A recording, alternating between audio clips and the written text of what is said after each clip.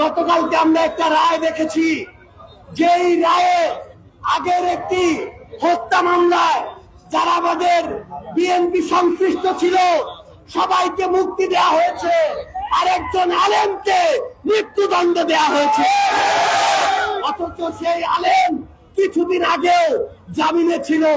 তাহলে এই যে খেলা, এই খেলা হচ্ছে নিজের দলের মানুষদের যদি অপরাধী হয় তারপরও তাদেরকে মুক্ত করে নিরপরাধ আলেম হাফেজ মাওলানাদের ফাঁসিতে ঝুলানোর মৃত্যুদণ্ড দেওয়ার খেলা।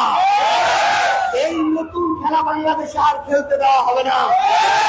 আমরা বলতে চাই, আমরা বিএনপি জামাত এনসিপি ভেদাভেদ করতে চাই না, কিন্তু কেউ যদি অপরাধ করে, চাঁদাবাজি করে, দুর্নীতি করে, সন্ত্রাসী করে, মানুষের জমি দখল করে, কেউ যদি থানাগুলোকে নিজেদের মতো করে চালাতে চায়, প্রশাসনকে নিজের মতো করে উদ্বোস করাতে চায়, তাদের বিরুদ্ধে কথা বলতে আমরা 1 কিলো ছাড় দিব।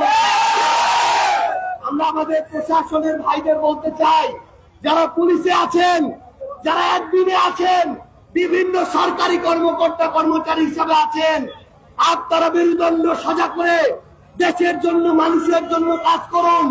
দয়া করে কোনো দলের হবেন না, আপনাদের সাথে পুরো বাংলাদেশ থাকবে ইনশাআল্লাহ।